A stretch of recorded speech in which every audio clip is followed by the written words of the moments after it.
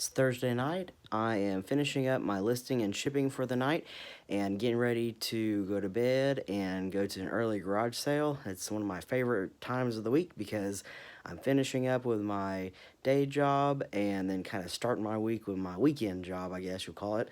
Um, anyway, I found a really cool garage sale to go to. They have tons of like vintage collector stuff. It was like maybe some vintage Christmas stuff, some vintage Hot Wheels, vintage train sets. And the cool thing about when people post pictures, you can go ahead and look them up and see what they're worth.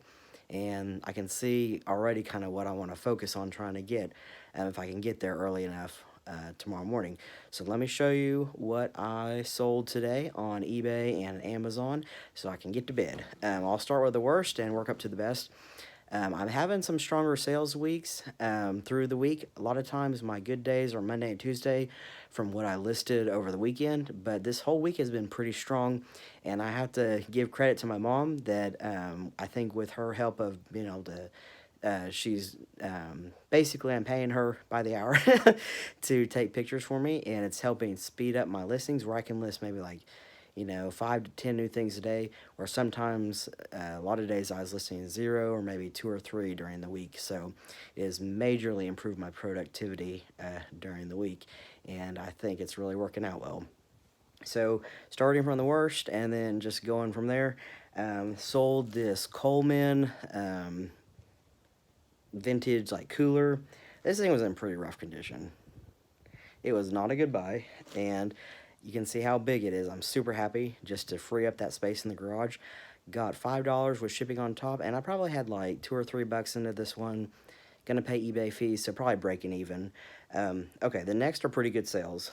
This is one of the t-shirts, the vintage airplane shirts from this garage sale is really paying off. I am making so much money from that one airplane kind of military sale. Anyway, this shirt, okay, I did not do an auction on this one. I just had it up for sale, and I lowered the price. I bought it for $1, sold for $25, so that's a really good one. Next, this shirt I was kind of tempted to keep. It was just too big for me. It is a vintage Chicago Bulls back-to-back-to-back championship shirt with like gold ring on it. Very cool.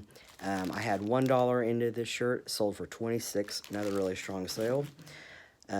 Next on eBay is these Nike. They're actually men's. They're really bright color, but they're men's. I had $3, as you can see my tag. Yeah, $3 into these, sold for 20. I'll take it all day. And then last on Amazon, I picked this up at my cousin's favorite resale thrift store. This is a PC computer game, and I bought a lot of computer games. This is actually the first one to sell. I had $3 into this, and it sold for 40. Super stoked with that sale. Thanks for watching. Follow my flipping dollar. This has been Resale Ross. Next up is this vintage lot of cross-stitch magazines. I bought, that's not going to go together. I bought, I think probably over 100 of these, maybe for 15 bucks. This is 37 of the cross stitch and country crafts, and let's see, the date is from 87, before I was born, just right before I was born. So anyway, let's see, it's pretty thick. You cannot ship this by medium mail because it likely has advertising in it because it's a magazine, yeah. And so if it has advertising, you can't ship by medium mail, so shipping by like parcel select or something like that because it gets pretty heavy. Anyway, I'm getting about 50 cents to $1 for these. That one I got like over 30 bucks for that single magazine. Definitely a good purchase here that's paying off. And I'm going to just ship it in this binder. Essentially, it has these binder holder deals. So, happy with that one. Another vintage item. These are probably too heavy to hold up as seeing that they're magazines without bending them. Another lot of cross-stitch magazines. There's 13 in this lot, and the brand on this one is Needlewords. This is cool because this, man, look at how the condition of this one. This is the very first volume. Oh, wait, no, it's not. I'm thinking of a different one. But check out the condition of how nice that one's in. Volume 3, number 1. Let's see what year that one's from. Oh, it's going to be hard. Hold on, let me go to a different one. There we go. 1986 on that one. So, you can see awesome condition. These went for... It's Friday morning. I went to the first sale at 7, got here like 6:45, and the guy had a ton of older Hot Wheels, but there's hundreds of them, and I think he wanted $350 for all of them, $350. I just don't know enough about Hot Wheels to spend that type of money yet.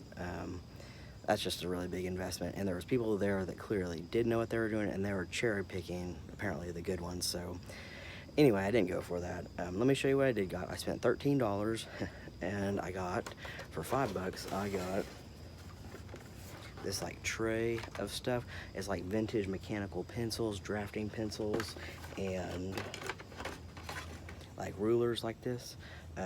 So I'll split the $5 up between everything that's in there. Next, I got this Peanuts Christmas lighted something for $1, and so I think that should be a pretty good one. Next, another vintage Coleman.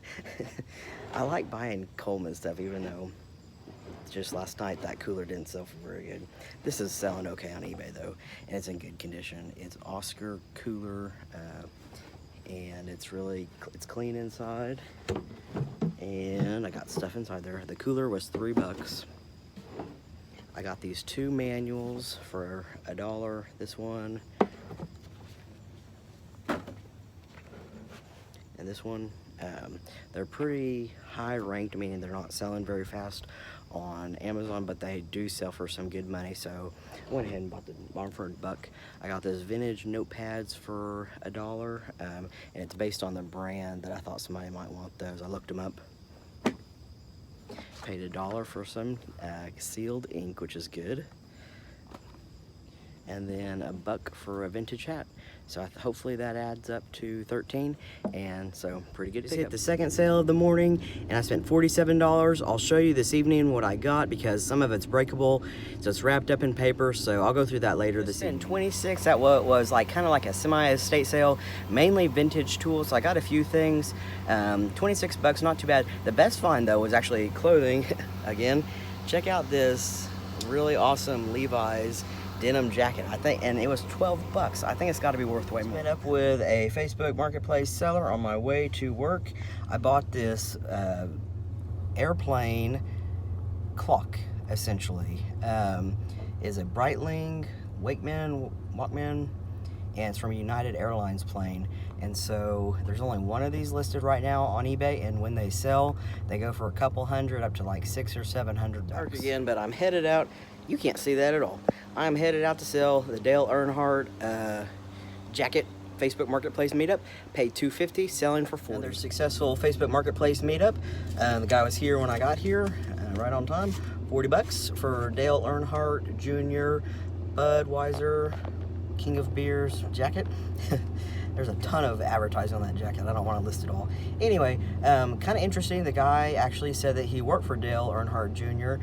and he had this whole story about it. So I guess that's why he was wanting that. So I'm happy with that flip and look forward to more this weekend. Someone contacted me about another one of the golf guards.